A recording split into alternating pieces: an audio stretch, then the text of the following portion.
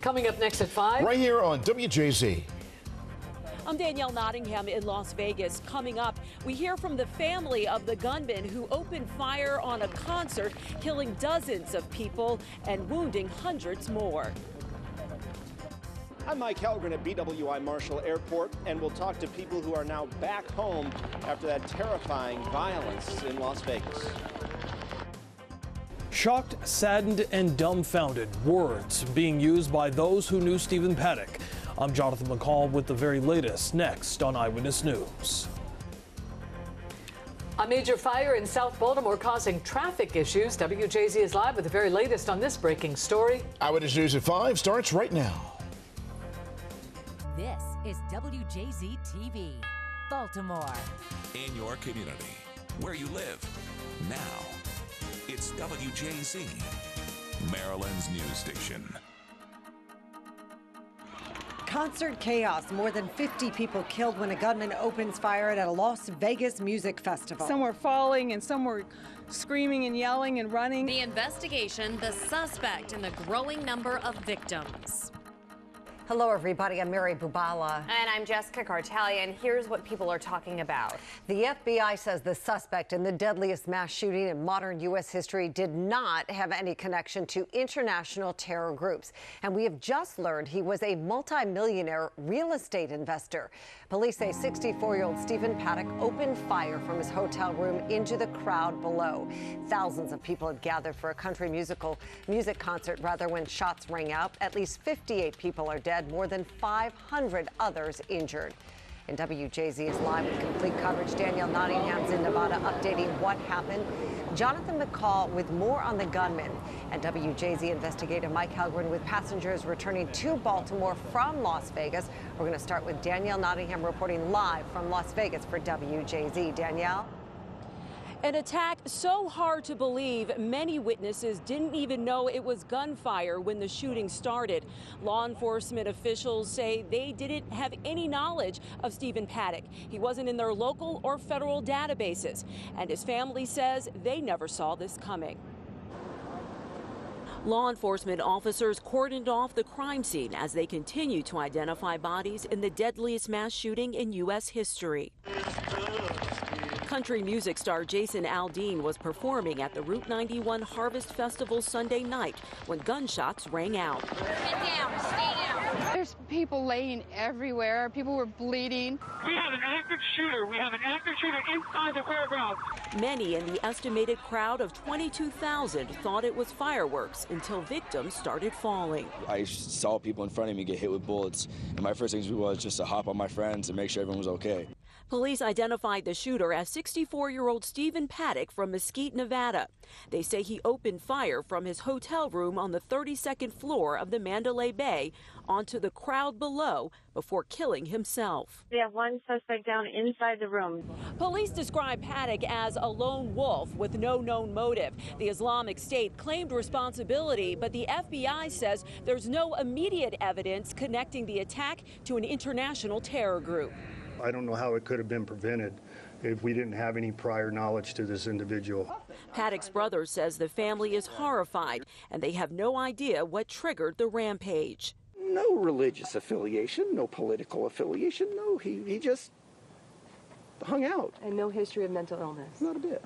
Authorities are asking for blood donations and say it will take time to identify all the dead and injured.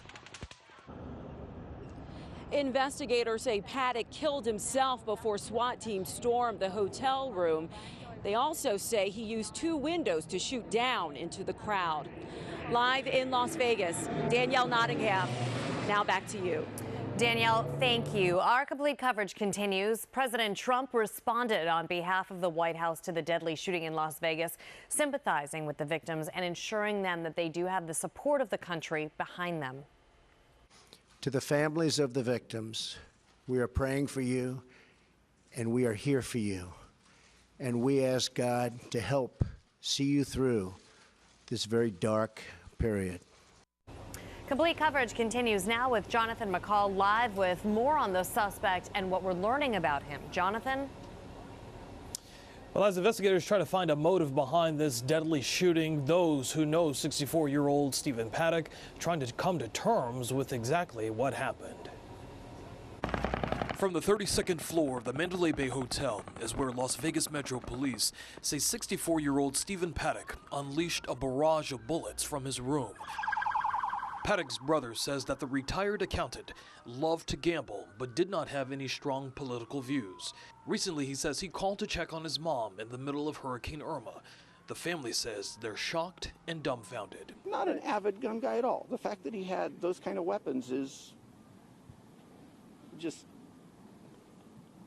Where the hell did he get automatic weapons? Police recovered as many as 10 guns from his hotel room and even more at his home, 90 minutes away from the scene.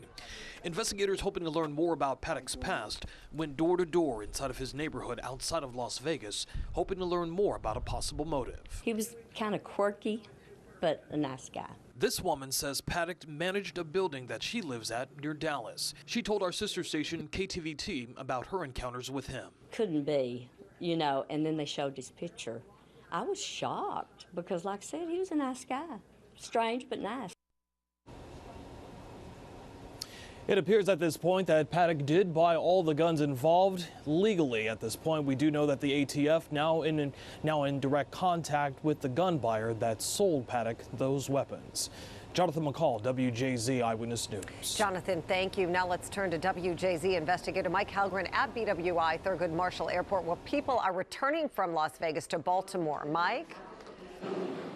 Mary, we talked to a number of people who left Las Vegas this morning. Some of them were at the concert and were able to walk out alive. Others know people who were injured.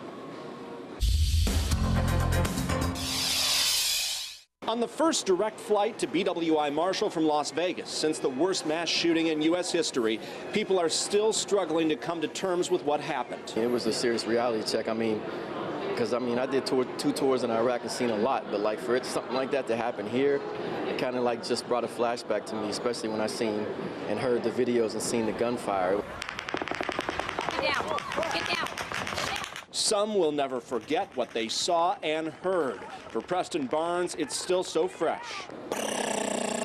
Like, man, it's like everybody running, people screaming, hollering. Cassie Sandow is a performance artist in Las Vegas. I'm still constantly like looking at Facebook and trying to see if friends and everyone were okay and people that we know who were there.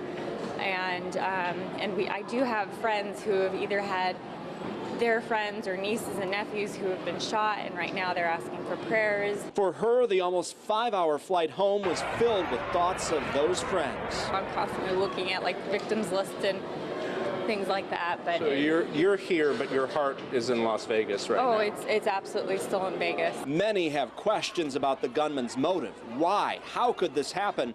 And they hope America can heal. That's all we talked about, you know, feeling sorry for the families and, you know, hoping everybody's going to be okay. It was a sad time. Governor Hogan said today that his prayers are with the injured. He praised the courageousness of law enforcement and says Maryland stands with Las Vegas. Live at BWI Marshall, Mike Halgren, WJZ Eyewitness News. We sure do, Mike. Thank you. Complete coverage continues. Denise is in the newsroom with more on the shooting seen through the eyes of people attending the concert. Denise? Well, Mary, country music star Jason Aldean was in the middle of a song when the shots came rapidly.